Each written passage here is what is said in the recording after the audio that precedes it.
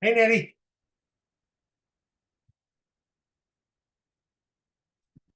How's it going?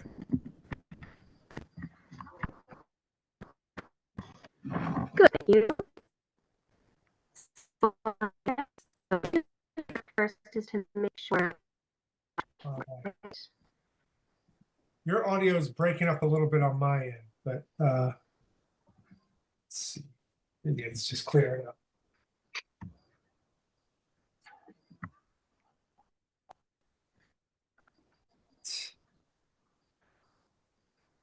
Can you hear me okay? I can hear you well. So your connection seems very laggy, but I wonder if the problem's on my end or on your end. Are you having any other internet challenges right now?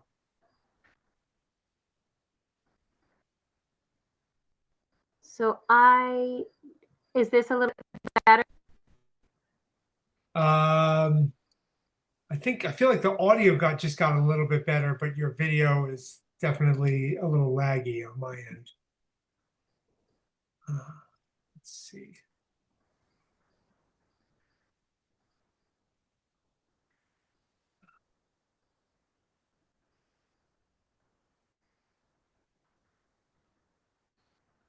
Hey, Jim.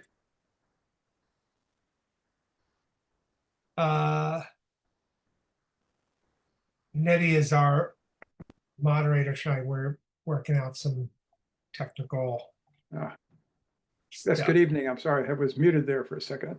No problem. Nettie, I feel like it just got a little better. How are things on your end? I spoke. I hear you very well. Okay. Jim, are you having any challenges hearing Nettie? Is her connection? Yes, I am. It's broken up. What about on my end? She is broken up. You're fine, no Okay. problem. But Nettie, I think also do you want to try logging out and then logging back in? her video is jumpy too. Yeah. It indicates a weak, a not so good internet connection. All right. All right. So hopefully it's just something that'll resolve when she logs back in. Yes, if she's too far from her router. Yeah, it looked like she was on a sort of porch or something, or a patio. Yeah.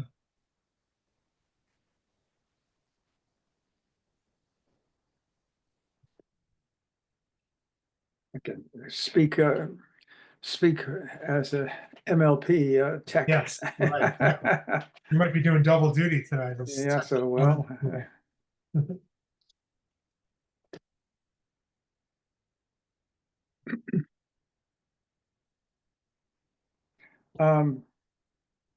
As long as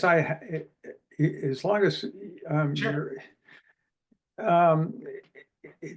I'm hoping that at the ATM on Saturday, will we all be up on the stage once I again? believe so. Yeah. Can we all depart from the stage? Usually the second half, there are no FinCom, there are no FinCom issues.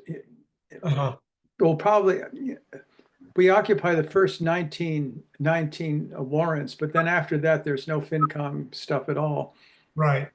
So maybe we don't have to be up on the stage. It's just a suggestion. I feel it's sort of weird being up on the stage. Yeah, I see what you're saying. So it's not that you need to leave or want to leave earlier. It's just being up at the top front of the room for those articles is. Yeah. And I think that's important to be there at the very beginning. Right. But it looks like most of the articles are post FinCom ones. Yeah. They're rather lengthy. Yeah. Got to be a long one. 46 is a record, I think, with warrants. Yeah. Right. Yeah. Nettie, I feel like your video is better. Can you hear us okay? I can. So I could hear you well the whole time, and I was trying to switch the extension with which I was connecting. Is this Yeah, better? so much better. Yeah, I think we're good now. Excellent. Um, Phew. So now the chat. yeah, so I had let's see if we can figure this out. Okay. So I enabled something called the Q&A feature. So maybe we can do a Okay. little test of that. Jim, maybe you can throw us a test question. Do you see if you hover over more? Oh, he might be occupied. How about you, Susie? If you hover over more, you might see a Q&A option. Where is the more that you're talking So about? like where all the meeting tools are for me Okay. at the bottom, and you'll see 3 dots and more. If you click on that, Oh, yeah. and then there's Q&A. Yep. There is. Yep. What about that? All right, so let's see. Let's see how we do this. Can you, if you click on that Q&A, is it open up a window that you can actually write a question? It says type your question here. Yeah, so maybe you can type Okay. a question. Yeah, I got a, yeah, I'm on Q&A as well. Okay. And Nettie, I'm gonna make you host. Let's see, or co-host. So you should be. I'll just type this as a test question. How about that? Did you get mine? It says, I is got this it, yeah. working? Okay. So I can ditch this. So, and I'm gonna. I see what Susie just wrote. I see her. Okay. Is this working? Yeah. I see so- Jim's. This is a question. Okay, so I think that'll work best, and I think that if I understood it correctly, I can't see it now because I just made you host, but I think you can either, there's an option to write in a response, which I don't think we're going to want to do, but then there's a live response. So I think if you click live response, it'll just it'll show, it'll list for us under kind of answered questions. So Okay. how So does I'm that? thinking, yeah, so we wouldn't want that during your presentation though, correct? Because we don't Right. want any interruptions. So would you Yeah. like me to press answer live? Well, let's just see what happens when I do that for Susie's question. Yeah. All right. So now it Enter says on live. us, Nettie is going to answer the question. Okay. I almost wonder if I should just, as I see it, just read it to you and Yeah. have you. Is Yeah. that sound okay? I think that sounds good. Yeah. I'm just Okay. wondering. I was just wondering if this might work better than. I feel like it's replaced the chat box. That sounds great. I don't even see that here. Let's see. All right. So yeah, I think as long as people can type their questions to you, that'll work. The other thing I think you can do is, assuming there's plenty of time, if people want to just, if somebody's less interested in writing out a question but wants to raise their hand, I don't have any issue with that, with you just calling on somebody and they can just, they can just speak their question. That's fine. So in the toolbar, it's just the question mark that you can enter your questions on. You don't have to go to the dots. Correct. Yeah. Yes. I think earlier I wasn't seeing the Q&A, but yeah, you're right. You can just click that. All right. So that's how people will answer, submit questions. And Nettie, did you get any other questions ahead of time other than the ones you shared? From Kevin. So I sent quite a few today. Did you get those? Yes. But those all look like they came from one person, right? Kevin? No, so I've also forwarded quite a few maybe. today Okay. of email. And then some people sent me questions, but also CC'd you on them. Okay, so they might have sent it. Sorry, let me pull up my FinCom. Yes, I see it No, now. that's just fine. It was a lot of them came during the day today. And I'm sure that you, like I, was at work. Yes, exactly. All right, so I'm going to start. I'm going to be quiet for a couple minutes because I'm going to kind of cut and paste a list of questions here. So, me too. That's exactly what I'm working on. Thank you. All right. So let's see. All right, and I've got I think at 6:30, I think you probably will see a bunch of people in the waiting room. You can just let me in.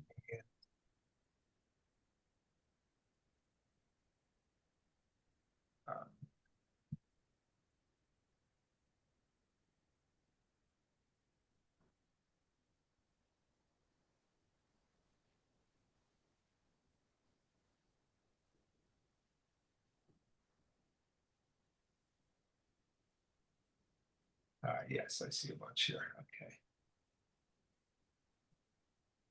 Wow, we got a lot more questions this year. This is good.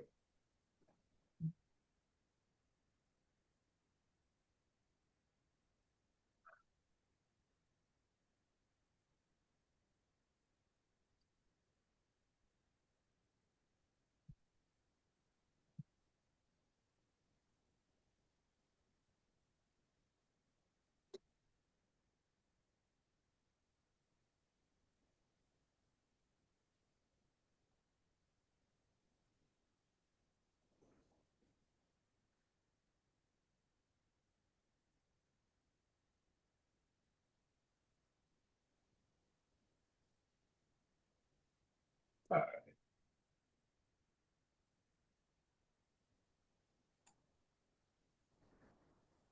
right, and here are Kevin's questions. Let's see.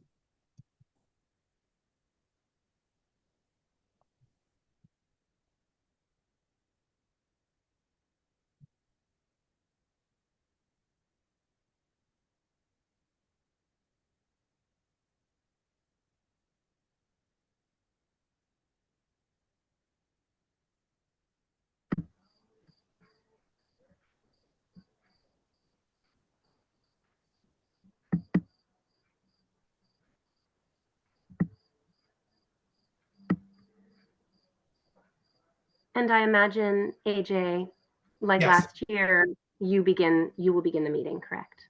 Yeah. All right, welcome everyone. Let's see. Give it maybe 1 or 2 more minutes.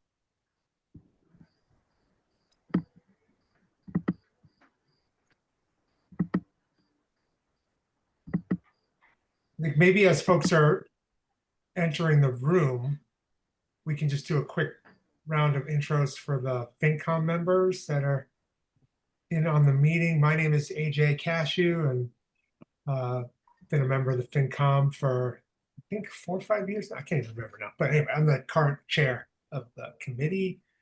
Maybe I'll hand it off to Jim.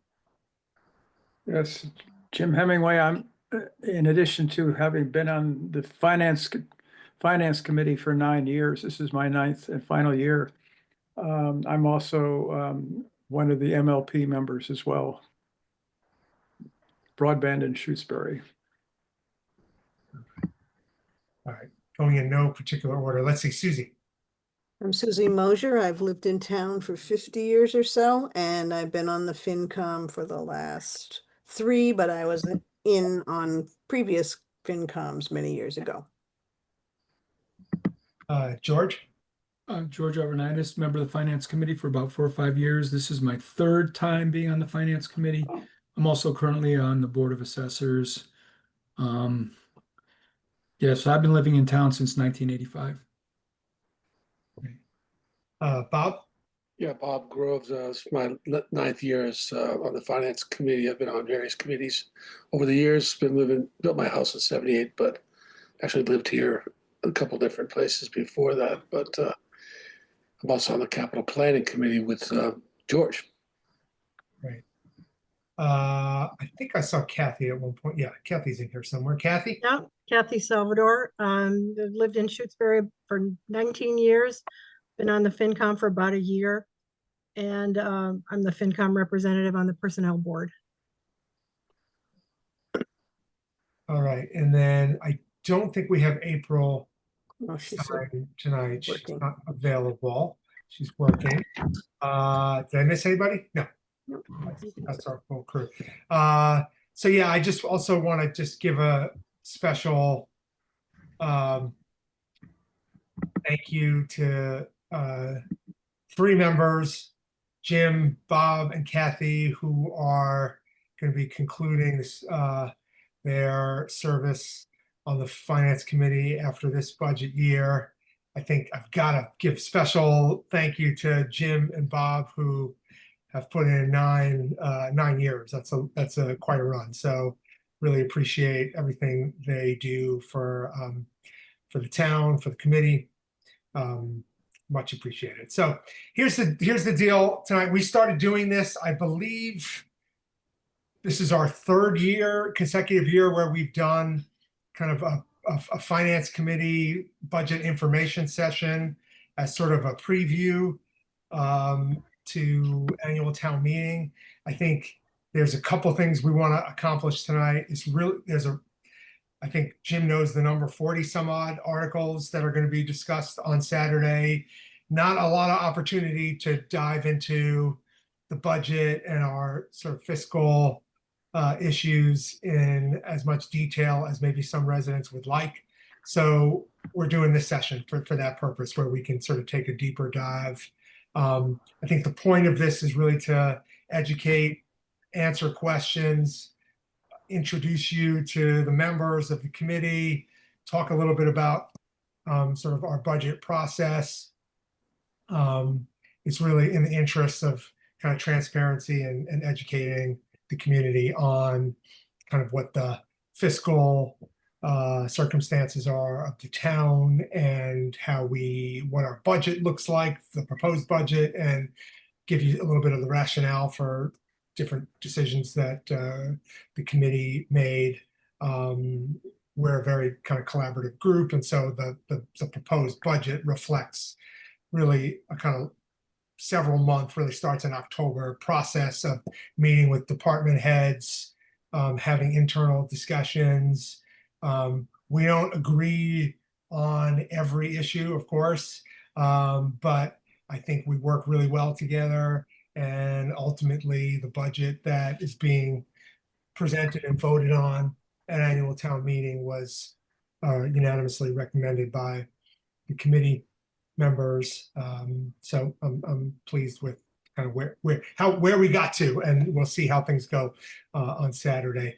In terms of structure, we're going to do kind of a couple different things. We're actually planning to do kind of a brief overview. So you're going to hear from a few different FinCom members tonight, kind of walking through the proposed budget, some highlights, some context, and then we're going to hand things off to Nettie, our town moderator, to do a Q&A. I know that there were some questions submitted in advance. We'll get to those, but there's also an opportunity for you all to submit questions during the meeting. I think there's a Q&A feature, but I think I'll hold off on explaining that until we finish our sort of brief overview. So that's the plan for tonight. FinCom members, am I missing anything?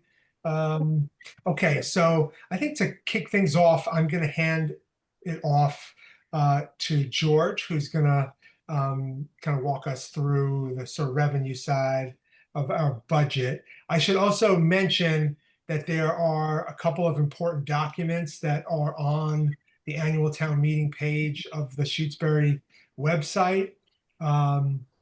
I think if the presenters want to share those, I think they can, like on the screen, but otherwise I think people can kind of refer to them as they need to. And probably, so those documents are an annual report that we prepare. We do this every year. And then the actual budget document, which is there's a revenue budget and an expense budget. So George, why don't I hand it off to you? Okay, good evening, everyone. I'm going to start off with the revenues, and I am going to share my screen. If I may, AJ? Yeah, because I'm just going to use I'm going to start with the annual report and show everyone where our revenue comes from.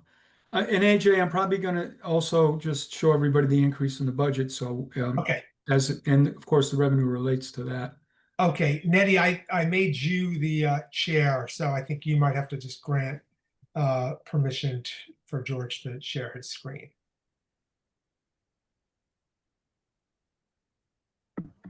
All right, so hang one moment there. Dun, dun, dun, dun, dun. I can see how to share my own. I think if you And hover over his over window, participants. yeah. Okay. Should I make host so he can share screen? Yeah, I guess, yeah, yeah. Why don't you do that for kind of for this first? It's okay if it's a problem. I can, if everybody's got access to the docs, I can just refer to them. Right. I don't want to hold things up, Nettie. It's okay. Mm-hmm. Eddie, if you make him co-host, he'll be able to share his screen. Thank you very much. You- Thanks, Melissa. Okay.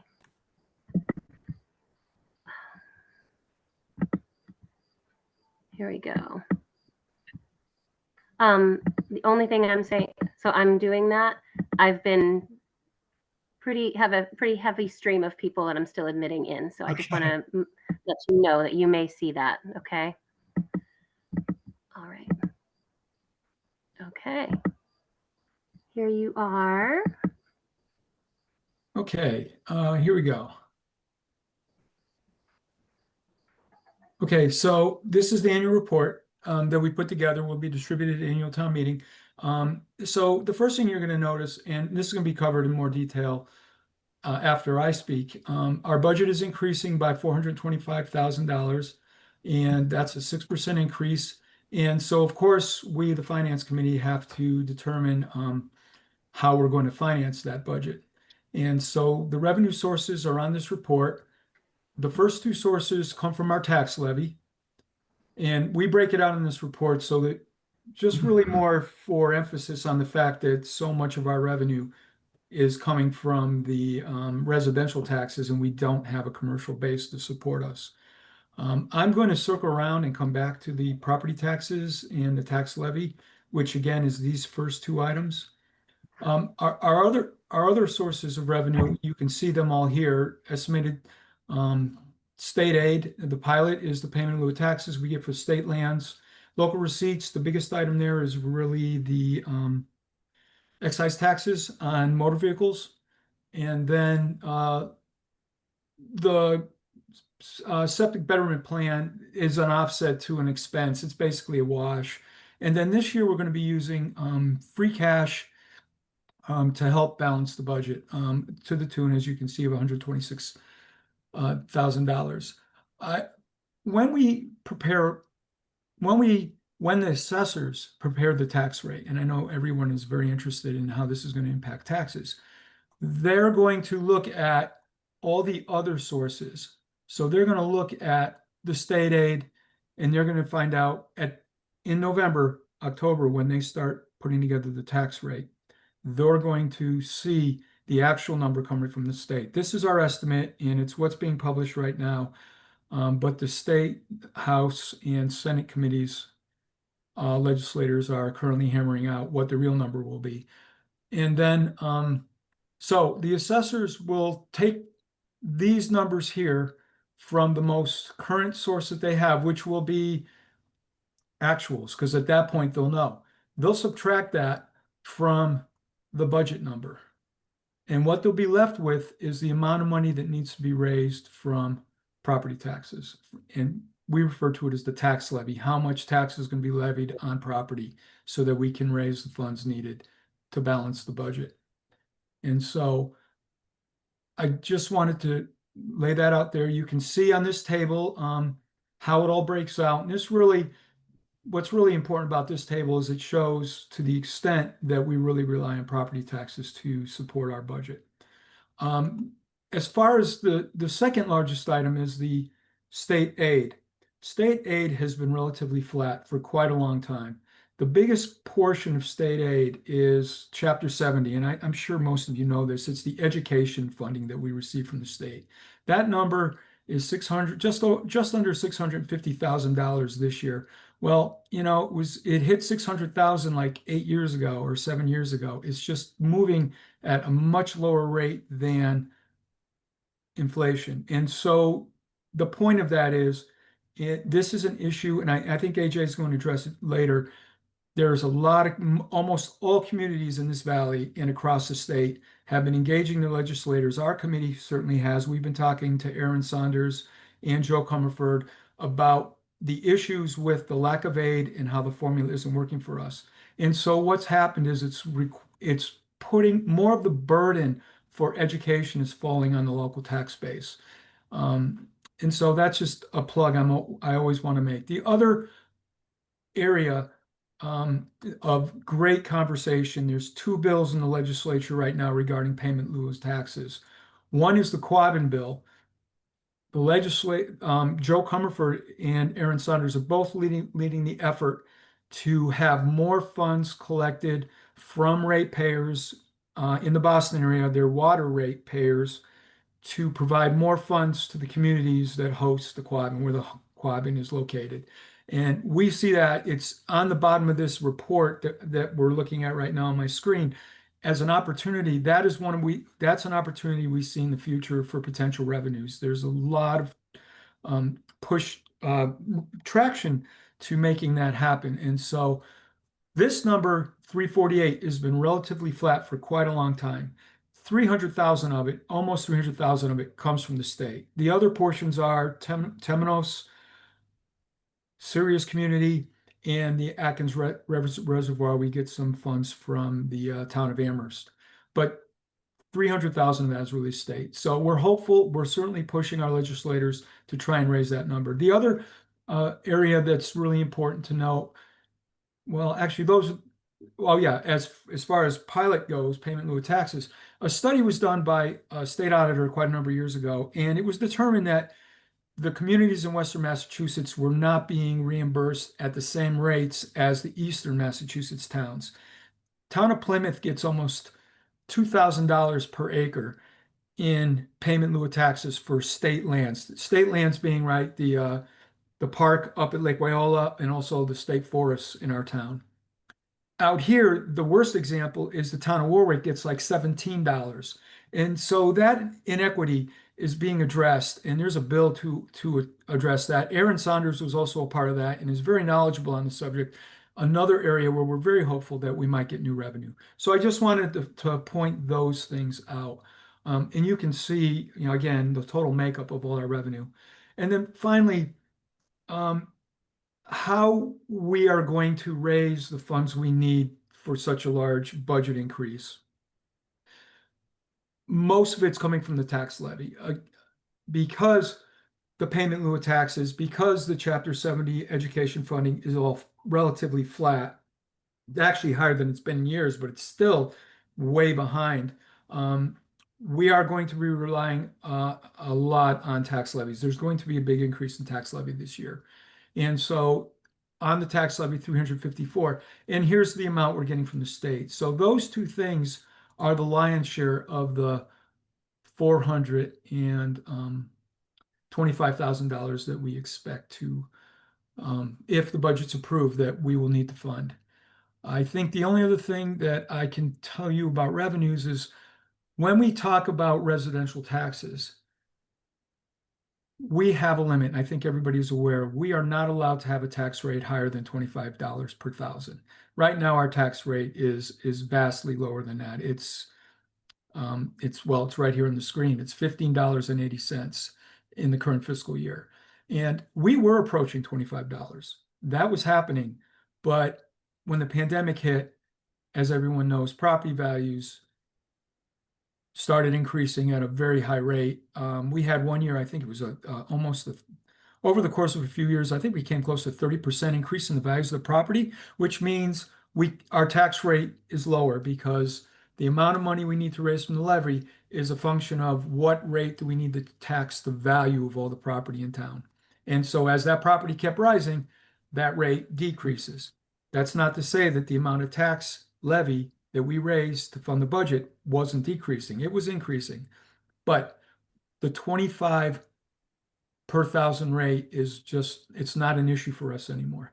The other limit is the tax levy limit, which was set in our town in the aughts, 2006, 2007. I'm not sure which fiscal year we had a 2.5 override where we had by 2/3 vote raised our levy limit above 2.5% and essentially set our levy limit at that point. The way that Proposition 2.5 works is you can increase your tax limit that you can tax up to increases each year by 2.5%.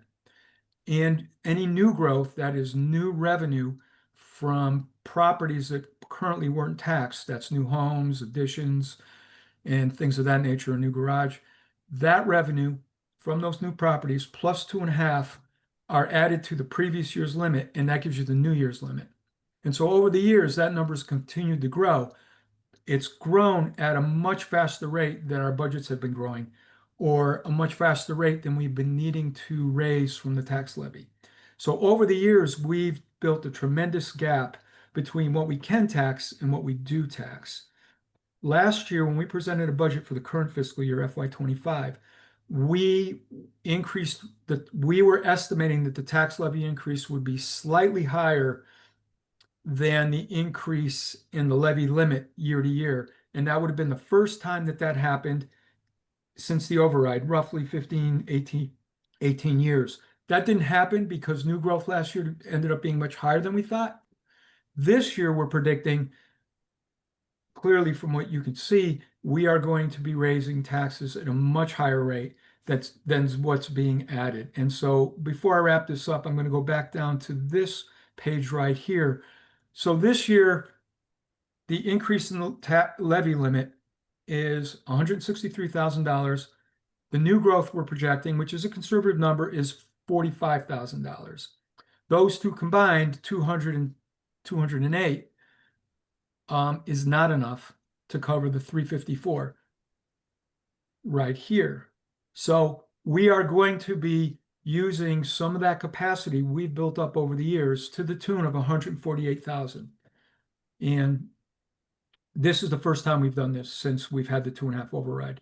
As long as we stay under that tax levy limit, we do not need to have a 2/3 vote. This budget can pass with a majority vote. And so I think, I don't know, AJ, do you want me to talk? I thought that was great. Is that enough? Yeah, I think that was a great overview. And just wanted to make kind of one follow-up point before I hand off to Susie, just on that issue of the amount of excess levy capacity that we're anticipating that we need to use this year. I just want to make sure everybody understood something that you said, which is that we have an estimate here of new growth. You can see on this report is $45,000.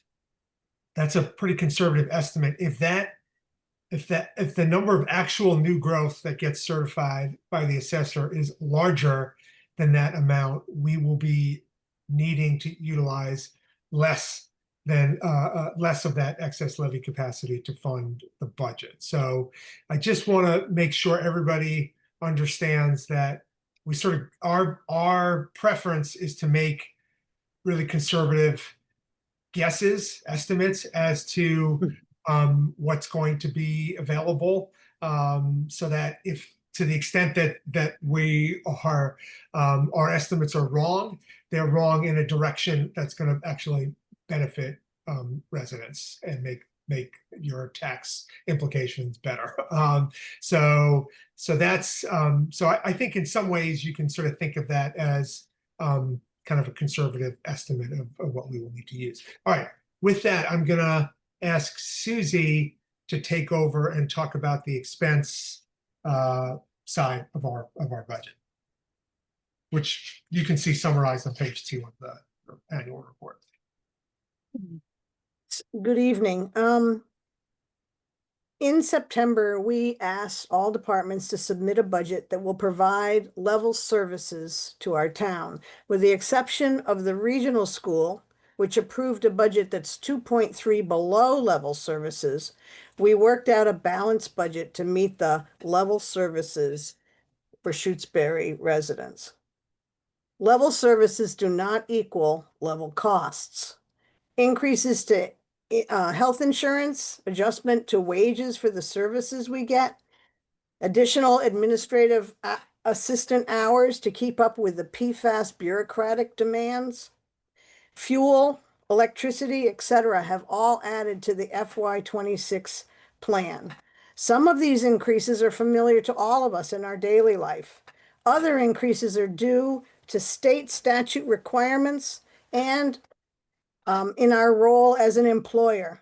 Just 3 items, the rises in the school budgets and the health insurance, equal $350,000, 80% of the budget increase that we're working on. Overall, operating costs rose 6% in our FY26 plan. We have added notes in the margin of the budget to explain different ups and downs. These and more details are in the documents that are posted on the town website.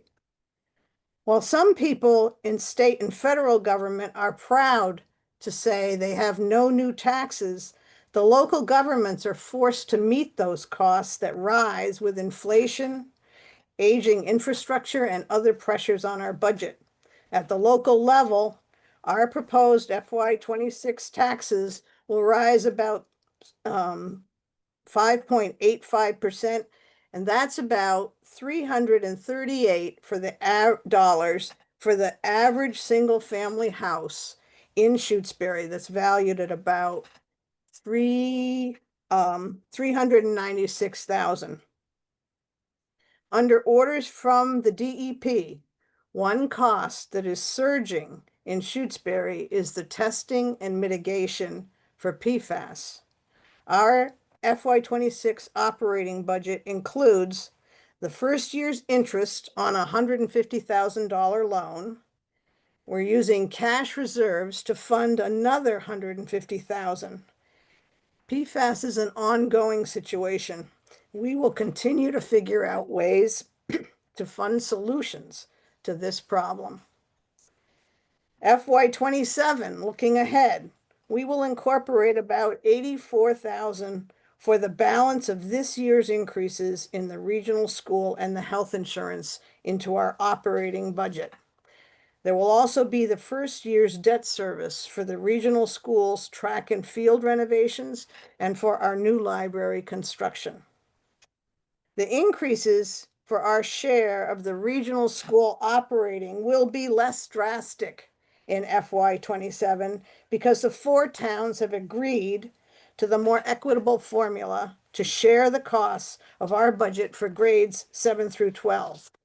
All 4 towns are bracing for capital costs to rise for the middle school building, which is now over 50 years old, and it's feeling it. This year's budget was like a bad Jack-in-the-Box that kept springing open with surprises. We worked on this for 34 meetings so far. The Finance Committee continues to make fiscally conservative estimates for a balanced budget. In these uncertain times, we have met the challenges for FY26, and we feel prepared to meet FY27. It is really important for all citizens to understand that the state needs to be pushed to do more. They don't want to raise their income tax, but they can do more. We need to lobby them for rural aid, which is a big piece for 62 different small towns in Western Mass. We need to lobby them to fix the education aid formula. And they've just started to say, oh yeah, that's a problem. It's a problem everywhere. And they might open it up sooner than they thought. We need to lobby for the Quabbin bill so that we can get fair, equitable water money for the water that we help support for the rest of the state. And we need to lobby them for the state land inequity payment that George mentioned. It is way out of balance, and there's some legs on all of these 4 issues. And if you lobby them, if you write to them, that will be a voice heard from out west. Great. Thanks, Susie. Okay, so you've heard about kind of the revenue. You've heard about our operating budget, right? The revenue side of how the budget's being funded. You heard about our expenses for proposed expenses for FY26. Those two budgets essentially comprise what we call our operating budget for the year. There's also a capital budget, which is another piece of this puzzle. And this year, in some ways, I think the capital budget is a little bit simpler than it has been in recent years. You'll see on page 3 of the annual report that we have 5 capital projects that have been through our capital planning process. So whoever sponsored each of these items met with the capital planning committee. That committee vetted the project, ultimately recommended moving forward with them, which is how they've now all will be represented by a separate warrant article at annual town meeting. The FinCom's role then is really to make a recommendation about how to fund those capital projects, assuming they pass an annual town meeting. In our case, we have 5 projects, 2 for the highway department, repairs to the highway grader, a new mower, and then we have a couple of items in terms of kind of infrastructure items at the town hall. There's a $10,000 proposed expense for meeting room repairs and a $9,000 for a upgrade or repair of the fire alarm system at town hall. You'll hear more details. The sponsors of each of these warrant articles will discuss them at annual town meeting. The last item is essentially a match that the town needs to make available in order for the town to receive a grant that they are pursuing. And again, you'll hear more about this at annual town meeting. So collectively, that represents about $55,000 worth of capital projects. Our recommendation is to fund all of those items from free cash. And so the warrant articles are all specify the source being free cash for if those items pass. George mentioned that one of the things we're doing this year is utilizing $126,000 approximately of free cash to fund 4 items in our operating budget.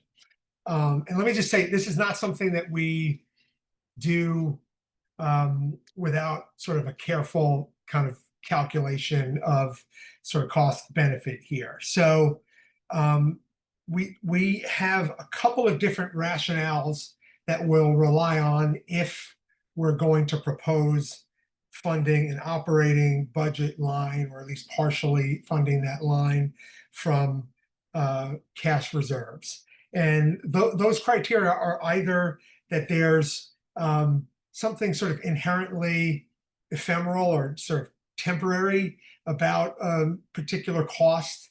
And so there's not an expectation that it's going to be an item that's going to persist in our budget year after year after year. So that's one rationale where it can make sense to use cash reserves to fund it, as opposed to tax levy and the other revenue sources that George outlined. The other rationale, which we have relied on really for 2 of the items listed here, and that being helping to pay for a significant increase in our health insurance premiums, and part of our increase in the regional school assessment that we're facing this year. The rationale here is that there is a significant increase, quite substantial increase, that we're having to absorb in this year. And as a way to help taxpayers, we're essentially cushioning that blow of those significant increases over the course of 2 fiscal years, as opposed to having all of that fall on the backs of taxpayers in the upcoming fiscal year 26. And so in the case of the regional school committee, the regional school assessment, as George mentioned, we're seeing a very significant increase this year. That is partly a function of the fact that the region is finally agreeing, and the municipalities that make up the region are finally agreeing to utilize what we call the modified statutory method, which we have advocated for many years now. They're finally adopting that without any guardrails or limitations. And that's ultimately a very good thing, we think, for the region. But it for this year, it means that we're experiencing a significant increase that is not quite that's larger than what we would have had to deal with, just given increases in the operating expenses for the region. So we are funding part of that increase with cash reserves. And then the other is the health insurance premiums, which are increasing by almost $100,000. And we made the decision to essentially absorb half of that with cash reserves. Again, we're doing it in the interest of providing some tax relief for FY26 to town residents. It's not a practice that we sort of, it's not a decision that we make without really careful consideration. Let me just jump to the sort of bottom line. If all of the warrant articles pass this year, you'll see there's also a separate warrant article which would fund another $150,000 for PFAS mitigation, the issue that George talked about. If all of these things pass, our cash reserves are going to be in the neighborhood of $1.15 million, which represents just under, it's 14.9% of our annual operating budget. And that's an important number because we have guidelines that were adopted several years ago that suggest that the town ought to, in the interest of our fiscal health, ought to retain 10% of our annual budget in free cash reserves and 5% in stabilization reserves. And we're basically going to be right at those points if all of the articles pass this year. So that's the story on capital budget. I think very briefly, the last thing I'll say, just as a wrap up, is just I kind of wanted to take just a second to kind of zoom out and place our town's finances in the kind of sort of broader regional and even state context. It's really important that everybody here understand that the budget challenges we've discussed tonight are not unique to Shutesbury. Okay, every town, every municipality across Massachusetts is facing similar difficulties in FY26, and that's really driven by kind of 3 different issues, right? Rising expenses that are greater than the amount of state support that we're receiving. So there's that limited revenue growth. And there's a third issue, which we haven't really talked about, but there's the expiration or phasing out of some sources of federal aid that we had during the sort of pandemic era. And those COVID-19 related kind of federal relief streams have phased out, despite the fact that the associated needs that generated those funds really persist. And I'm speaking of some of the educational challenges our schools are dealing with, still really dealing with the learning loss that students experienced over that period of time.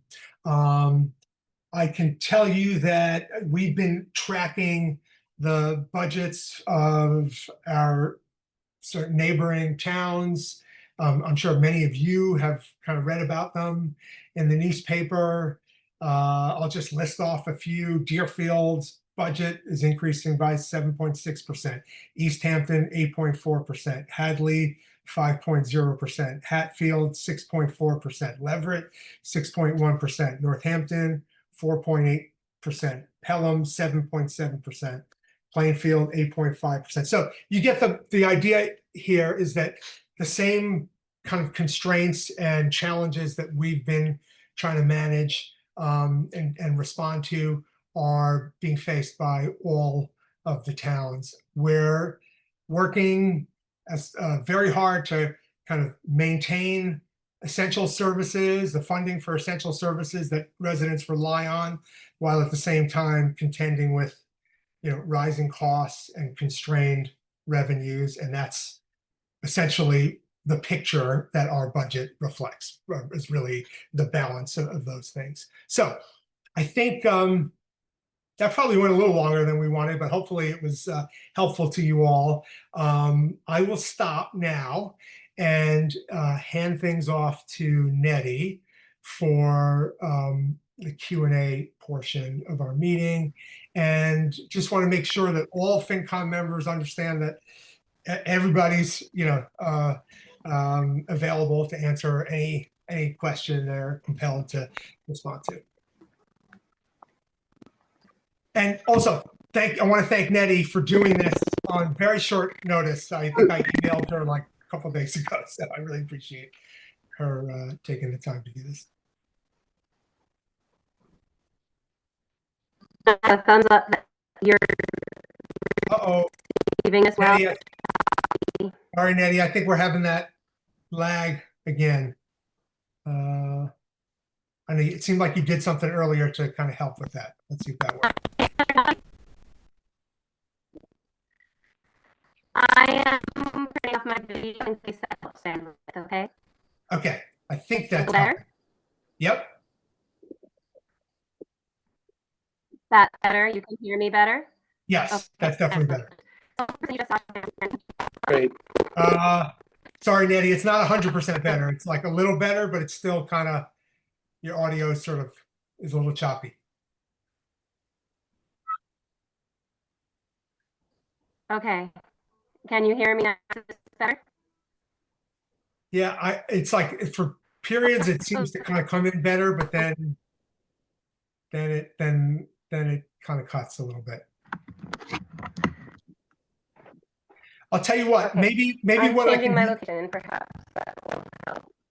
Nettie, I have a suggestion, which is maybe, I know that we have a bunch of questions that were submitted in advance. Maybe I'll start to kind of read them, and then we can kind of start first with those. If you want to, I don't know if it would be helpful if you want to log out and log back in. I don't know if that it seemed to help the last time. Sure, I can actually hear you quite well right now. Is this better? Okay. All of a sudden, your audio got better. So maybe you solved something on your end. So why don't you go ahead? Excellent. All right, thank you. Well, so first of all, I want to say thank you to the Finance Committee. I hear how hard this is, so much work all year long, and I just want to applaud you for everything you do, and thank you so much for making time to make sure that all of your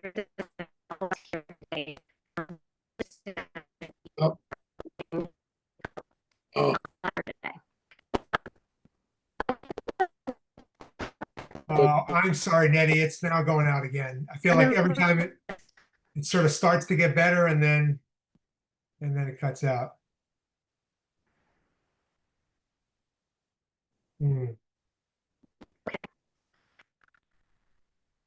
All right. Yeah, I think it's. I think at least. I think at least for now, it's. I think it's going to be hard to hear you. All right. So I think what I'm going to do is I'll read some of the questions. I think maybe Nettie can work on signing out and signing back in. All right. So I'm in no particular order. Here are some questions I got. I see there is a large increase in the police chief's salary despite the contract not being signed. Does that mean she's guaranteed the increase? Also, this is a huge raise, much more than other department heads, despite there being problems, i.e. the situation at Town Hall on May 14th. All right, so let me just, because I think there might have been a couple different people who asked about the police chief and the police budget in general. So let me make a couple things crystal clear. So there are a handful, I want to say 3 positions in town that are negotiated by the select board and a negotiating committee, completely independent of the finance committee. For those positions, and that would include the police chief, the highway superintendent, the town administrator, maybe there's one other that I'm missing, fire chief. So what the way kind of our approach, we feel like it's not our role, right, to determine an appropriate salary for those positions. There are committees and folks in town that are involved in negotiating those salaries. So our role is literally to just use whatever salary has been agreed upon and awarded or via contract as the, what gets put into our proposed budget. In the case of an item that as is the case with the police chief, where it is not yet agreed upon, contract's not signed, the number that you'll see in our proposed budget is essentially a placeholder. It does not guarantee anything. It's simply we have to use a placeholder, something in our budget in order to plan. And so that is a number that was recommended by not our current town manager, but the interim manager that was working in town until a month or so ago. So that explains that item. There's also an proposed increase for police wages, and that is also a increase that was negotiated in the contract that those employees are working under.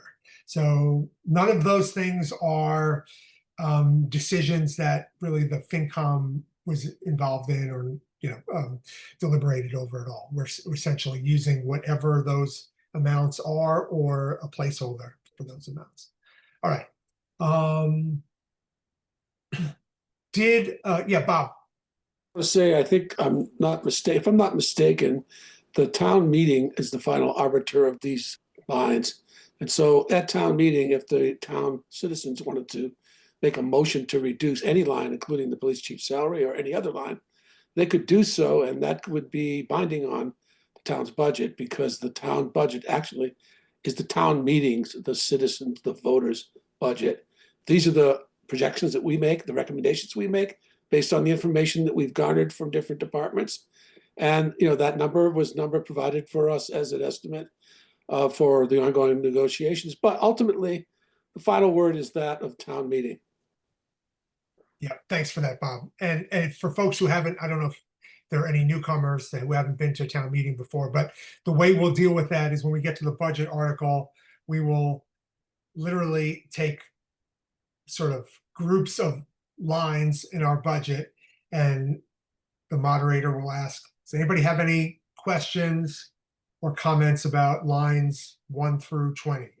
And then they'll go through the entire budget in that fashion, and so folks can raise questions or make comments about any particular budget line. All right, so yeah, Penny, you're muted, Penny. I would suggest we not conclude with Bob's comment on that. I believe that the negotiated salary can still take precedent over any line the town meeting puts in the budget. In other words, the negotiation still has to occur. Mhm. And if it is above the line that the town meeting has adjusted, Mhm. then I think the FinCom finds another way to finance it. You're 100% right. Yeah, that we would, in that circumstance, we would have to propose another funding source to make up the difference between the contracted amount and what gets approved at town, the budget that gets approved at town meeting.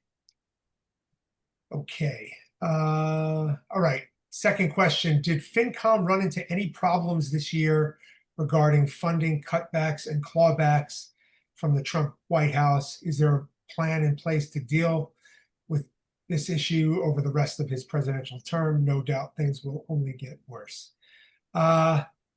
So I would say that there isn't anything in particular that presented itself to us regarding, grants or funds that were promised and or relied on and were pulled back. So I guess the simple answer is no. We haven't dealt with that yet. It's certainly possible. To be honest with you, I mean, there are sort of limited revenue sources in our budget other than, taxes. So I'm not sure where those would come up, but I suppose we'll find out, and it's certainly possible. Jim, you're muted, Jim. This is a little bit off topic, but the MLP, we all subscribe through the internet, of course. We lost a $60,000 grant that would have been very beneficial to many aspects of the monies that are from the library to to do new routers, all sorts of things. So we lost that thanks to the Trump cutbacks. So the town has been affected in some way, unfortunately. All right, thanks for that. Okay, I'm going to continue reading. Please confirm my understanding that it is the Finance Committee that has the primary responsibility of the taxpayers of Shutesbury to provide oversight of the town's yearly budget towards being highly financially circumspect and to question proposed expenses, to take into account the economic diversity of Shutesbury so it remains reasonably affordable to all residents. Additionally, I do believe one of the responsibilities of the Finance Committee is to educate new members of the Shutesbury community of the reality and expectations of living in a small community with 94% of Shutesbury's tax levy coming from residential taxes. All right, so I mean, I think I made a comment earlier that I think,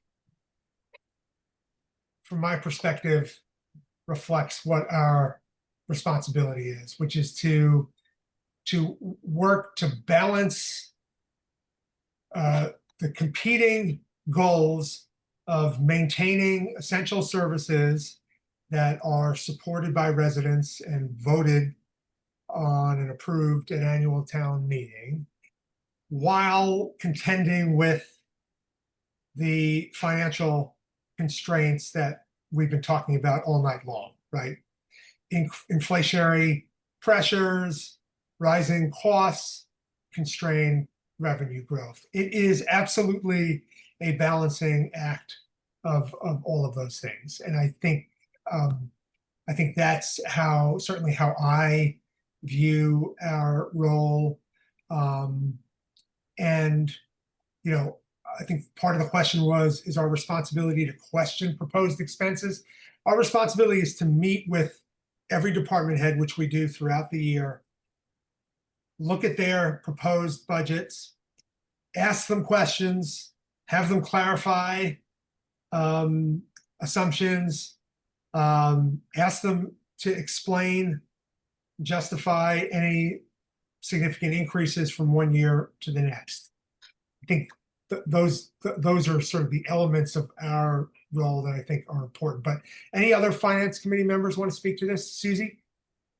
Yes, across the valley, we're seeing that when replacements are needed for positions in towns, the new hires are earning more than our old hires. That's everywhere, everywhere.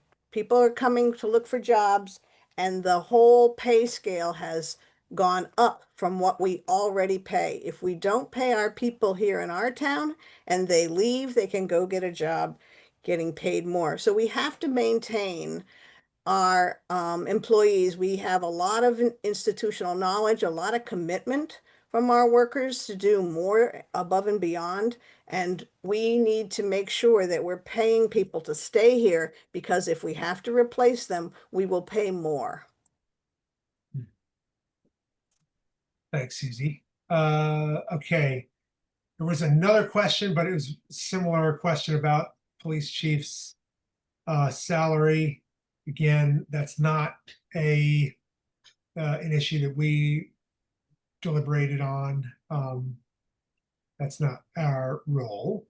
Okay, question. Is PFAS mitigation increasing in the number of households and town properties impacted since last fiscal year's budget? Okay. Susie, I know we got an email from Haley, who forwarded an email from Ty and Bond, which is the engineering firm that's kind of been assigned responsibility for this project. How do you feel about just summarizing what we Yeah. shared about Ty and Bond? Yeah.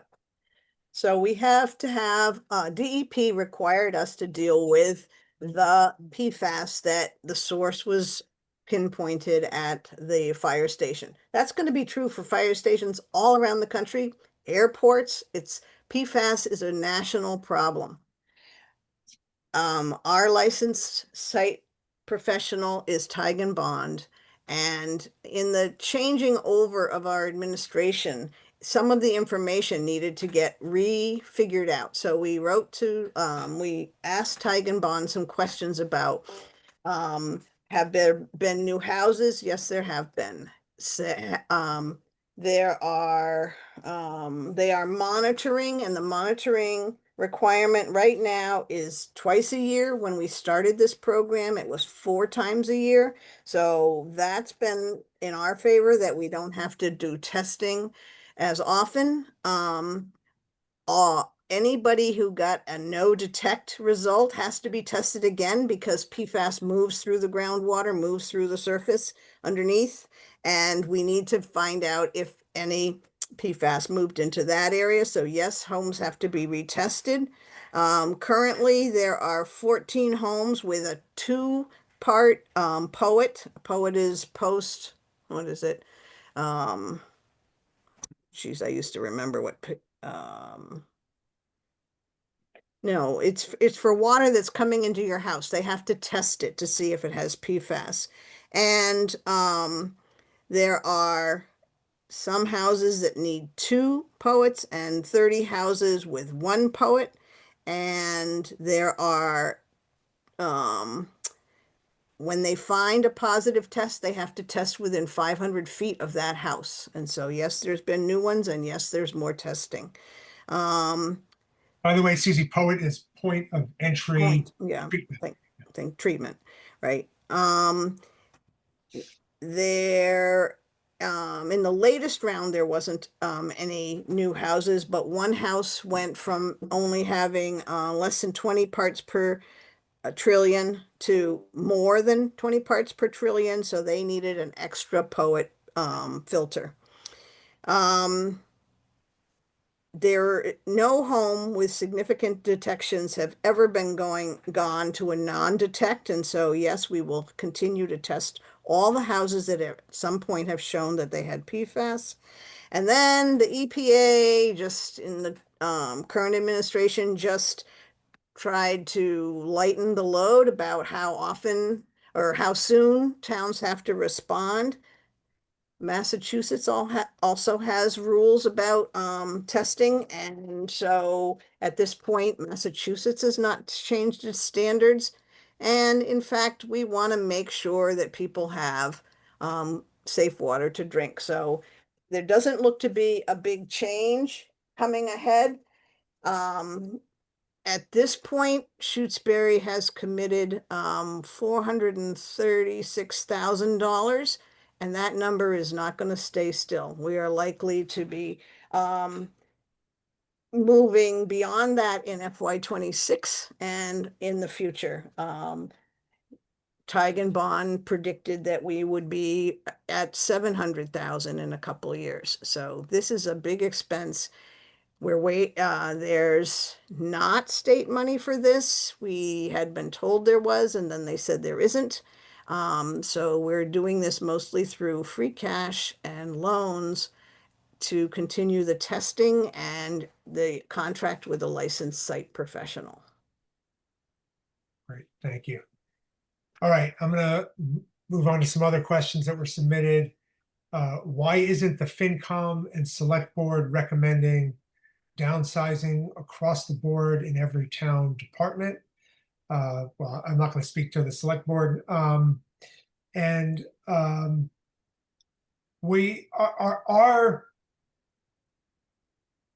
our guidelines on communication with department heads at the beginning of the budget planning period this year was to submit a level services budget.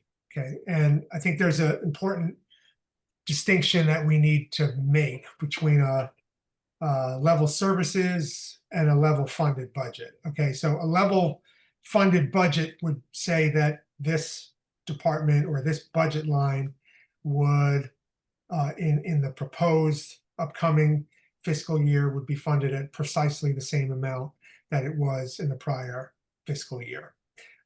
That result, that outcome would inherently require reducing services because, of course, expenses increase, there are cost of living increases for individual employees.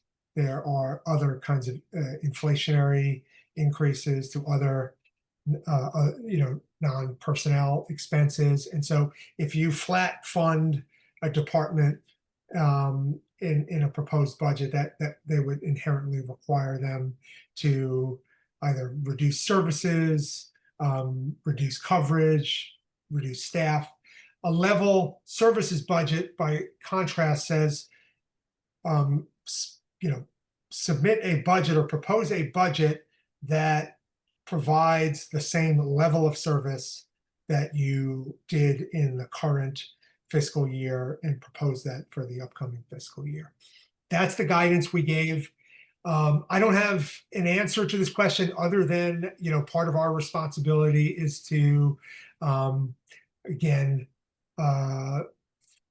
provide a budget that we think is going to be supported by residents, is going to provide the services that they have expressed support for at annual town meeting. And so that, I think, if we were to say, every department across the board, we're going to recommend a budget that calls for cuts to each of those departments, that would inherently cut services. And there's no reason that, certainly I don't have any reason to believe that that is what the town residents are asking for. If that gets communicated and reflected in this year's town meeting, then obviously the budget will reflect that. But so that's my answer to that question. Does anybody else have anything else to add there? Okay. Question 2, what warrants pay increases for anyone who works for town this year? Maybe I could ask, George was one of the people who developed our cost of living COLA increase policy that I think is a really well thought through plan. George, how do you feel about just doing a kind of quick summary of how we go about that? Well, sure, I'll make it quick. Susie alluded to it earlier that there is competition for employees in the municipal government. Many of our municipal government positions are specialized. They're people who have been trained within the state to work for municipal government, assessors, treasurers, town administrators. And what we've seen over the years, and everybody's seen it since the pandemic, inflation in wages and salaries. If you look at the various well-publicized strikes across the nation and the contracts that people were getting at companies like Boeing and GM, the auto workers, we see the same thing with municipal employees. The personnel board puts together an analysis we don't do it each year. We've been doing it every 3 years. I'm no longer a member, but I did do it this year one last time. We receive from the Franklin County Regional Council of Governments a salary report that shows for all the positions in all the municipal governments within the Franklin County, the salaries. So we can compare police chief salaries, we can compare the highway department salaries, the town administrators, assessors. And so the analysis we put together is basically we put all that information in a spreadsheet and we calculate the averages that are being paid for all the positions. And the personnel board compares those averages to what we see with what we're paying our employees. And they basically do from time to time and did this year, I think six positions, they recommended increases because we were below market. Additionally, when we go into a negotiation, the town goes into a negotiation with one of the department heads for their rolling 3-year contracts, we look at what, in this case, police chiefs, right? That was a question that came up. We're looking at what police chiefs get paid. And because we know if we don't, as Susie said, if we don't keep up and at least stay close to those averages, we're going to lose people. And we know from experience that we're hiring new people, they're always asking for more money than the previous employee made. That's just a trend that we've seen. And then finally, we decided years ago that to stay competitive, we would provide cost of living adjustments each year. And we always have, actually, but we always kind of had a room full of people, select board, personnel board, finance committee, kind of argue, if you will, about what's the right rate to pay people. And what we've done is we decided that we would no longer do that. We would use the Consumer Price Index that's published every January for New England, and we would take a 3-year rolling average of the increases, and that would be the year's cost of living raise. So we put limits on it. So when inflation was over 4%, we use 4% for the calculation for a year. So we had 2 years in a row where inflation was over 5 and over 6%. For those 2 years, we had 4% and 4%, and then we had whatever the other year was. Let's just say it was 4%. The 3-year rolling average was a 4% increase. We've never done 4%. It was 3.32 is the highest we've done, and that's what we're doing this year because those older years back, the beginning of the 3 years rolling were at the end of the pandemic when salaries were going up. Short story long, we're using the Consumer Price Index to calculate the COLAs so that there's no politics, there's no irrelevant factors, if you will. We're just trying to use the best facts we have to come up with a reasonable rate. Thanks, George. Okay, Bob? Yeah, I just want to make a brief comment, not about the COLA. I understand that formula. It's a formula that we all voted to accept as a reasonable way to handle that issue. But as far as the market rate salary adjustments, which are a significant part of our budget this year, I have a problem with that system that is being employed to arrive at those numbers. Because in my imagination, if you take average salaries for a position and then you meet that average, you're raising the average. And if every town in our district does this, the upward pressure on wages will be inexorable. So I have a problem with that. I think I have an old-fashioned approach, which is talk to your employee and see how he or she is doing with their wages. If they need more money, if they feel they're being underpaid, then address that. But that is my take on that whole issue in the budget. I don't like that system, that average, because it tends to rise everybody's wages. And the third point that I'd make is, the taxpayers' wages don't necessarily track all these other considerations, yet they the ones have to pay for this stuff. And I think that issue has to be balanced, as AJ said. The ability to pay has to be a feature of our reasoning when we consider these issues. George? Two clarifying points. When we calculate that average, we do not include Shutesbury in that average. So if we are all up to market and we're increasing these, we are not affecting that average. We are just weighing what we pay our people against the region. And then secondly, the increases that the Personnel Board has been suggesting for the positions that they felt were too far below average, they never recommended increases that brought them to the average. They're just recommending increases that bring them closer to the average. In the last 2 years, we've done this. In every case, we have not recommended salaries that were at the average. We're just trying to close the gap. Thanks. Nettie, good to see you back online. You're muted. Okay. No, I You're can't hear you. muted. Yeah.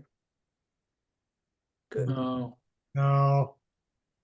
Sorry.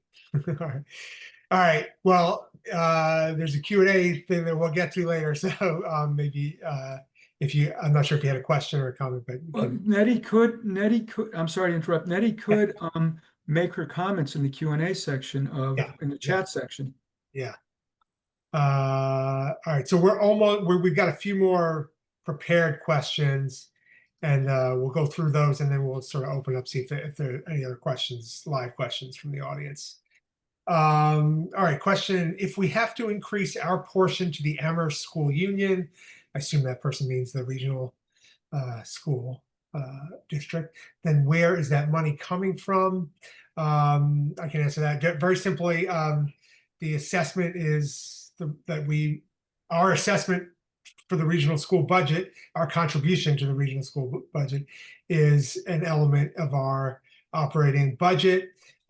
It's an item, it's one of the largest items in our budget. You'll see it, I don't have the number right offhand, but the only other thing to mention is, as I said earlier, for this year, we are utilizing about $34,000 of free cash to kind of absorb some of the unusual increase that we're dealing with this year because the district is finally going to the statutory method. So with that one exception, the question of where does that money come from is it's one of the items in our operating budget, which is funded through a variety of revenue sources, which are the ones that George walked us through at the beginning of the meeting. Susie. And I want to emphasize that there's rural aid is part of the formula that the school is receiving money from. So our portion of the assessment comes from our taxes. But if you lobby the state to put the funds in rural aid, it will lower the impact on the school assessments. Mm-hmm.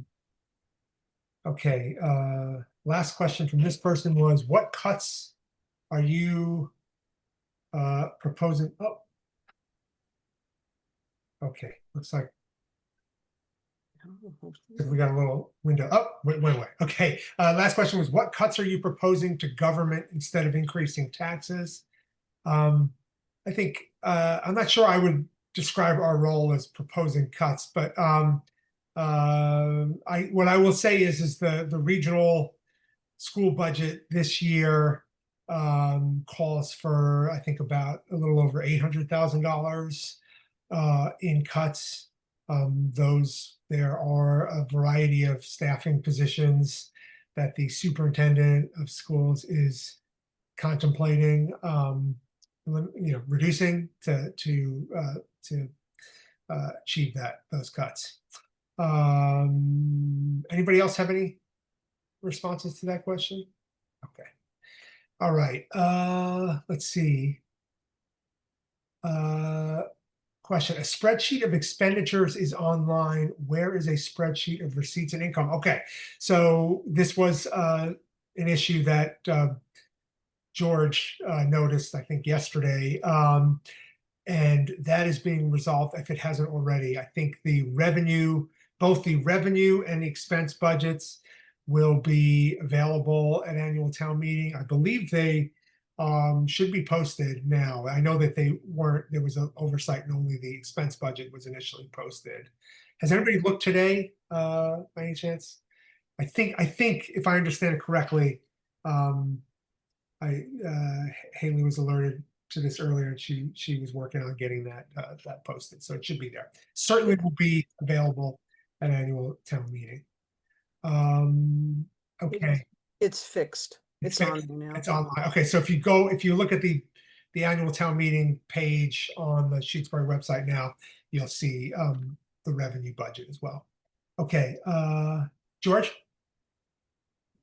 it's not there. The revenue budget is there, Okay. and there's a problem with the numbering on the Okay. lines. Some of the larger numbers are masked out with pound signs because the column isn't wide enough when it was converted to a PDF.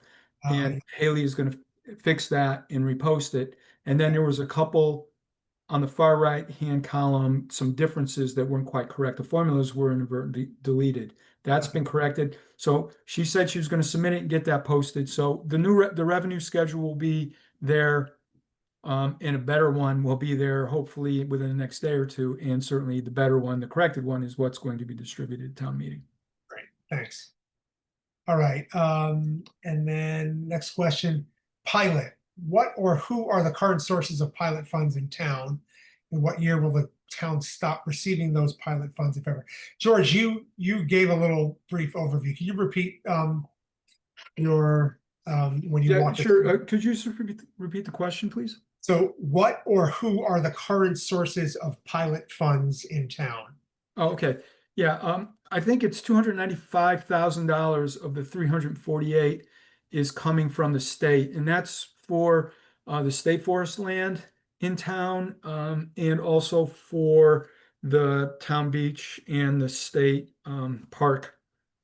Additionally, and then the remaining portions, I think about $30,000 comes from Amherst for the Atkins Reservoir property. And then I'm not sure how much, but Temenos and also Sirius are paying the rest. Those are both not-for-profit organizations that are paying some taxes and, making payments in lieu of taxes. That's what it's called. One other thing, AJ, the word payment in lieu of taxes sometimes confuses people in town, because we also have been referring to the taxes that we collect from the solar farm, the Whitlock solar farm, as payment in lieu of taxes, which is really a misnomer. I just want people to understand that it's really not a payment in lieu of taxes. What it is we have an agreement with that organization where the amount of taxes that they pay have been set in advance. And they're included in the tax rate calculation. Their calculation is a little different than everybody else, but we have an agreement with them. They are not necessarily affected the same way the rest of us are, but it's not a payment in lieu of taxes because they are a private organization.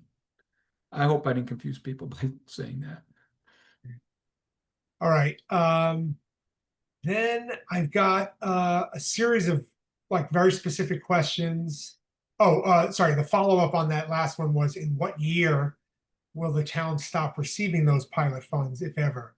I don't think there is an expiration. No, and they should rise. One of the bills in the legislature right now is, as I mentioned earlier, is to fix the way to make it more equitable how payment in lieu of taxes are calculated for state property, so that the value that we don't receive in taxes is paid to us. We don't receive those taxes because we can't develop the property that the state owns.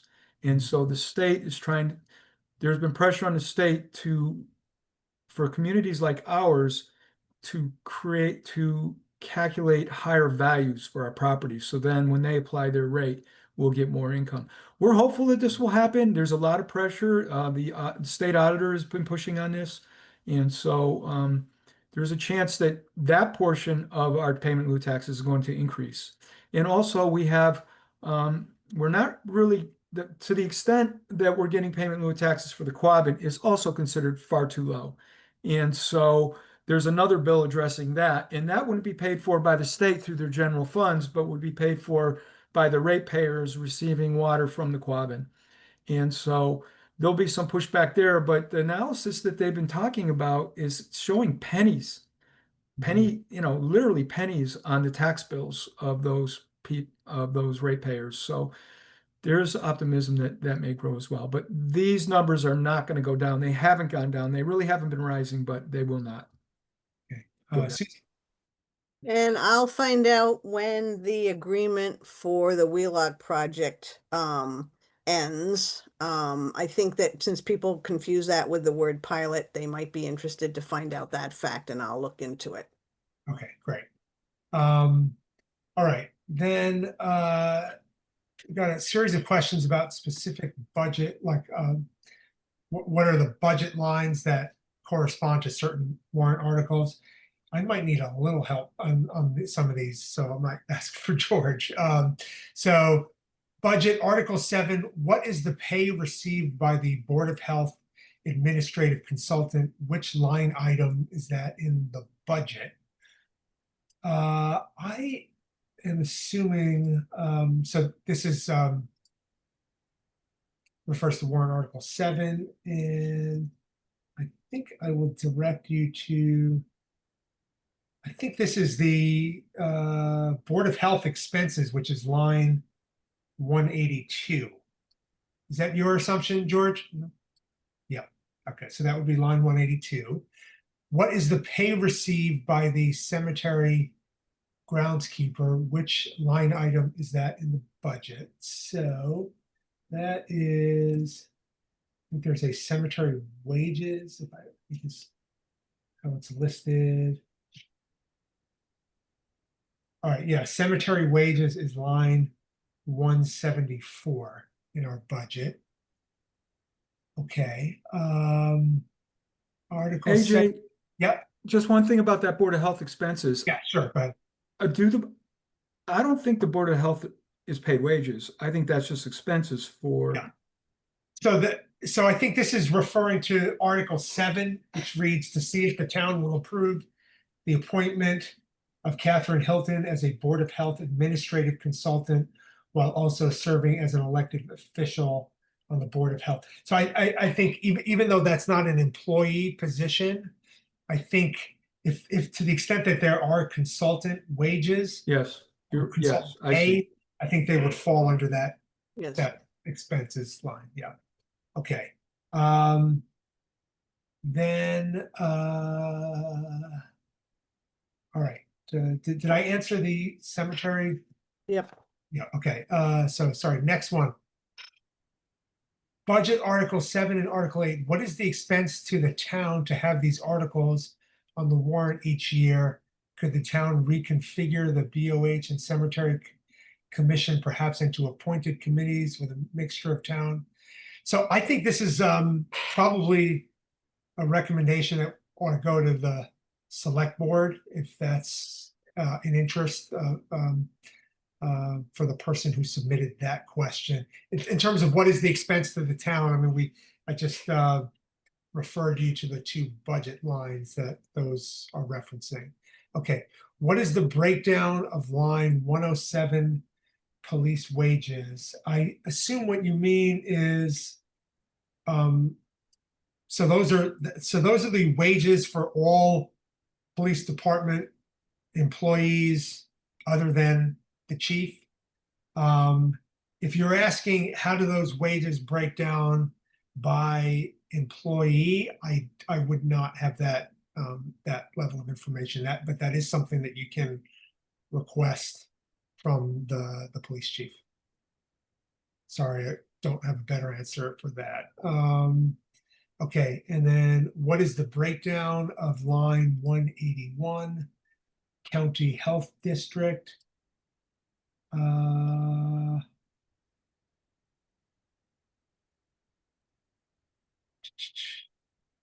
Can somebody from the FinCom help me with that? I'm drawing a blank on that expense line 181, County Health District.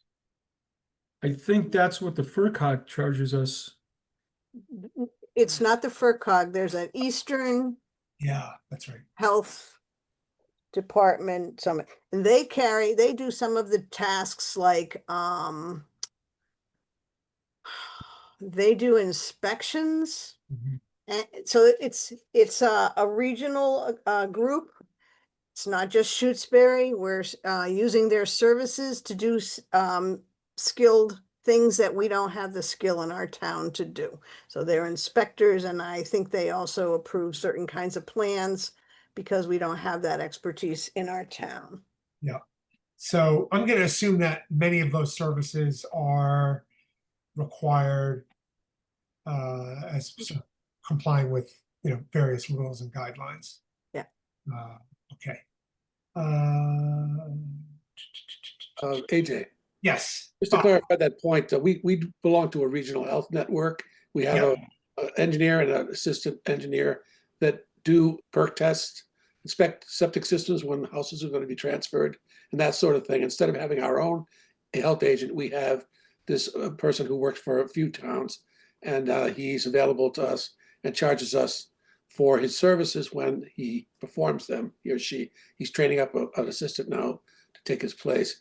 As far as just going back to the police wages item, we Yeah. negotiated a new contract with the police union. The wage line that's in the budget represents the same number of hours that the police department were covering last year, but at a 10% increase in cost because we granted a 10% increase in wages for those employees. And that was negotiated That was last. negotiated with the union by the select board actually had the final word, but I was a part of that.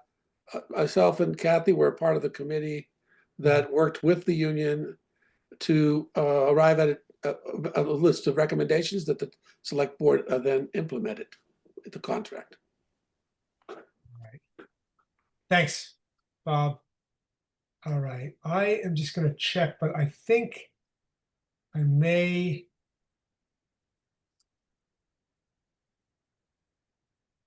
have gotten through all of the submitted questions. I'm not seeing any in my email. And Nettie forwarded me some. Oh wait, let's see. Nope, I might have some.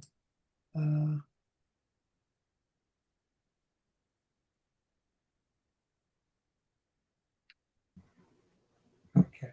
AJ, do you want me to tell you what I Oh just yeah, sure. forwarded you? Thanks, Nettie. Yeah. Absolutely. All right. So there's a question. It says, is it true that the Finance Committee has the primary responsibility to the taxpayers of Shutesbury to provide oversight of the town's yearly We budget? did that You're one. nodding. We- Is this we something got you've that already done? question. We Yeah, did. we started with that one. Okay. And you did PFAS, Yeah, we did the PFAS question. and you did a police chief. I think that's it. Amanda had sent a question about any problems regarding cutting funding cutbacks. Yeah, we got that from question. the federal government. Yep. You got that one. Yep. So I really think Great. All right. So I want to thank everybody for submitting questions, and I see we've got a couple of. So we did have this plan to use the Q&A feature. Before I do that, I do see a couple of hands, so maybe I'll just call on folks. So Leslie. Leslie, if you can hear me, you can unmute and ask your question. I see your hand raised. Oh, I think you just took the hand down, so maybe that wasn't a question. Oh, it's back up. Oh, yeah, it's back It, up. it took me a minute to unmute. I'm sorry. Okay, I just wanted to, I'm the clerk in the assessor's office, and I wanted to report on Susie's offer that the base solar project current agreement ends in fiscal year 2044. This coming fiscal year, the amount that they will pay is 84,777, and then 43, it'll be 128,998,000. So it does go up gradually. The 2044 is only a half year. The second part of their payments is for the storage project that started in 2021 and ends in 2045. And for next year, that's $10,748. And in 45, it's 17,182. Also going up gradually. thank you, Leslie. Leslie, just one quick question, please. How much were they paying for solar this year? Just for the minutes. Okay. I missed that number. For the base project for FY25, it was 82,709. Thank you. That's it. That's all I needed. You don't need the storage project. You got it. Well, Got it. Thank you, Leslie. All right, Penny? Yes, I just wanted to thank you very much for the clear explanation of things that I have long not understood, and specifically excess levy capacity. But because now I understand it almost, now I have to ask you, how do you determine how much of that to use? I will, so, Why don't you use it all? yeah, I mean, so I don't know if anybody else has a better, I mean, there really isn't, there wasn't a formula. It was a process of really trying to sort of minimize the impact on, so just to be clear, right? If we weren't concerned about the significant sort of pressure on taxpayers, we could have, we had plenty more excess levy capacity, and we could have made the decision to not utilize any cash reserves to fund any of the operating budget items. And that would have just increased the amount of excess levy capacity that we used or planning on using this year. The consequence or impact of that would have been a larger increase on in the tax rate and on individual homeowners' tax bills. And so it really was a matter of just kind of balancing the need to kind of use some cash reserves to provide some tax relief, but also not force a situation where we have to make significant, draconian cuts to, department budgets. So it was really just a balancing effort. And so it just kind of, we arrived at the number just by kind of going back and forth on what amount of operating, what amount of cash reserves to use, what amount of excess levy capacity to use, what would that impact be on the average single family tax bill, and that's how we got to the number. Anybody else want to respond? No, that's it. Okay. Balance. All right.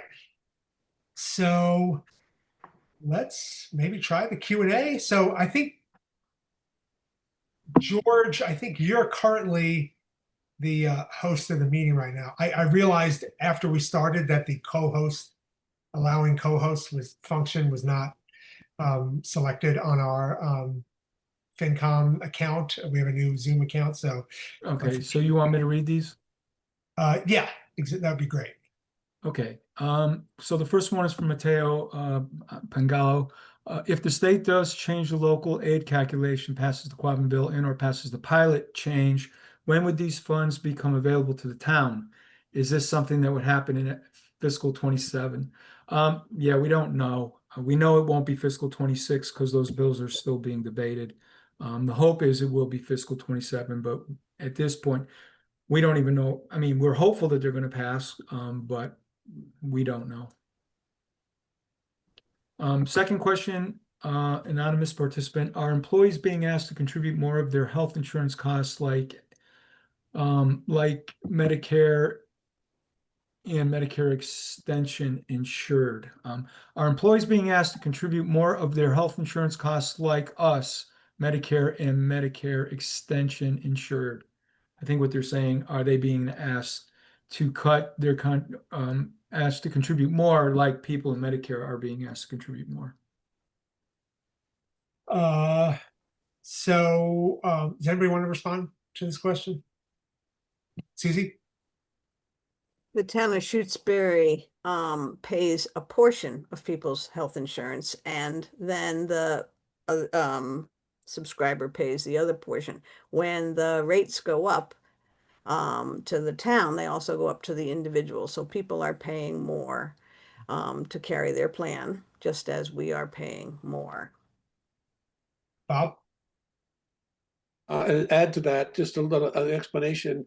If you use Medicare as a guideline, Medicare goes up.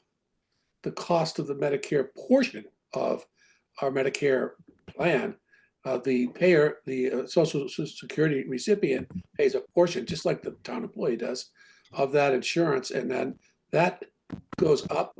That comes out of our Social Security. So it comes out of our compensation as Social Security recipients. That is different from town employees, because if the cost of the benefit goes up to the taxpayer, it doesn't count as increased compensation to the employee. That's a difference, which I think is a difference which should be understood. And maybe if that becomes a very, very large accumulation of increased benefits, maybe it should be counted as such when the negotiations occur between, say, unions and the town. I think that would be equitable. George? The next question I see, I think Nettie has already brought up. Please confirm our understanding the Finance Committee has primary responsibility for taxpayers. I think we've discussed that. Here's another question. Isn't 10% salary increase for our police officers high? I think we've addressed that. That was contract negotiated. Adria, you didn't answer my question regarding the library. Oh, you did answer no, that's not. Oh, no, sorry. There was a question. You're right. I didn't get to it. So the question was under approved capital so this is in reference to our annual report. Under approved capital projects impacting FY27 budget, please explain new library building. So that's just referring to the FY27 will be the first year that we will incur debt expense related to the new library building that's being constructed now. I assume that answers your question. So that would be the first year that we'll start to. Yeah, it's going to be interest and principal. And principal, excuse me, yeah. And it's going to be debt excluded, and it's going to be not only the first year, but the highest year. Mm-hmm. It will go down each year after that year. Yeah. Okay. So I think that should answer that question. All right. And then the last question, I have a question about the amount in Article 15 capital item. The town rural development application dollar match was 87, not 88,000. Is that right? This is in regard to Lake Wyola. I believe it's in regard to the Lake Wyola drainage grant, a drainage analysis grant, if you will. Yeah. Runoff. That's correct. And sorry, what was the so it says here the dollar match would be 8,700, which is news to me. The Finance Committee, what we've heard is it's $8,000, and that the Lake Wyola Association was going to contribute 4,000 of that 8,000. Right. So that was our working assumption. If it turns out we're off by what was it, $800? Well, AJ, is it official that the Lake Wyola Association is going to contribute 4,000. I think we might have a couple of select board members in the group. I don't know if they would be willing to give us an update on this. Maybe they're not here. I thought I saw, oh, here's Rita. Yeah, Rita, do you have an update on this? I do not. Okay. I'm sorry. Well, if we can confirm that they did, Yeah. then we can lower this estimate to our portion. We have 8,000 in there, so we'd easily cover the 4,700. Yeah, we will check on it tomorrow. Yeah, and I think so we would have an opportunity at annual town meeting to Lower it. lower the amount and amend the article. If it turns out that they don't, then we have an issue. We're 700 short because we can't increase it, the article, just for everybody's information. If we're 700 short, I'm assuming we'll have to just find another source to make up that difference. But yeah, Susie. And it's really important for people to understand that we worked all year on numbers that are not firm. The state aid is not going to be firm till long after we finish our town meeting. And we've been chasing information a lot. So all of the budget is an estimate. The conservative approach we use, we should be able to cover within the projection, to meet those expenses. But it is juggling jello. And AJ, there is one last question. Yeah, please go ahead. And it's actually one that we've been talking about a lot this year. Why is the library shoveling and custodial services not in the library lines of the budget? Okay. All right. So I can answer this one. So it we initially, well, we've done a couple of things, but at one point it was part of the library budget. The reason we ended up moving it out of the library budget is because my understanding is that in order to maintain certification status, the library is required to spend a certain proportion of its annual expense budget on new materials. And so if we were to put the custodial wages, that would increase the denominator, if you will, of the library's budget, and it would have required them to budget additional funds for purchase of new materials. And so it seemed to make more sense to pull it out of the library budget for that reason, so that we wouldn't have another added expense. And AJ, two more questions popped up. Go ahead. A question about warrant article 44. I have believed that a town policy was approved and acted by the select board as distinct from town bylaws enacted by town meeting and from regulations enacted by committees, boards, and commissions. Okay, so George, this is a question about a non sort of finance committee related. So I know Nettie thought that it would be good, we've done this before, to give residents an opportunity to ask any questions about other warrant articles at the end of the meeting. George, I think you said you had two questions. Was the other one a finance committee related? It was actually similar. It's related to Article 44 as well. Okay. It's asking. So Nettie, I don't know how your audio is now, but do you want to take over at this point? And Yeah, can you hear my voice right now? unfortunately, it's still Okay. So I crackling. am writing it in the chat. Okay. George. I see it. George, it's my answer I is in see the it. chat. Would you like me? So you'd like me to read this? Okay. Yeah, my answer. Would you like to read it? Well, because all of a sudden your If voice, you can hear me. I feel like Nettie, every time I say, "Oh, your voice is clearing up now," I'm happy to read it. No, that makes sense. okay. Okay, so the answer is, as is currently written, town meeting can vote on this as a resolution. Michael is planning to amend the language on the floor of the town meeting to change it to a bylaw. But Donna, as she's our town council, remains unconvinced that this will be approved by the Attorney General's office. Since that differs, because it differs significantly from what is written in the warrant. So far, so good. Legally, she believes that this is not giving the town enough warning.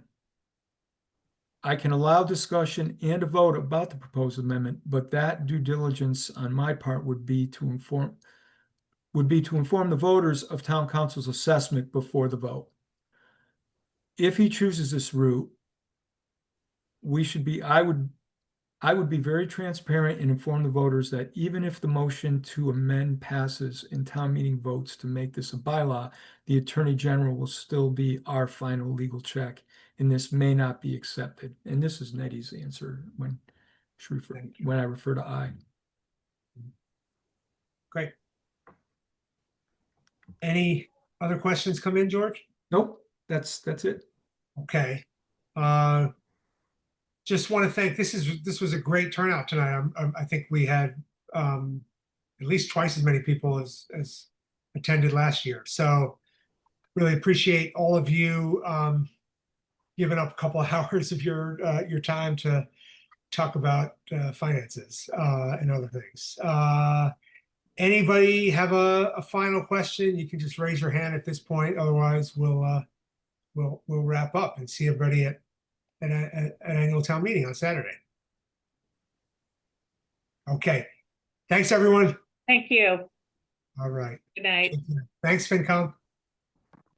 Thank you, FinCom All right. and Nettie. Yes. AJ, Yep, Bob, I'm here. So sorry. what are you doing to, how are you handicapping the Knicks' chances at this point? I'm taking it one game at a time. It's Good man. That's the right attitude. It's not Every looking game, pretty. every game is independent.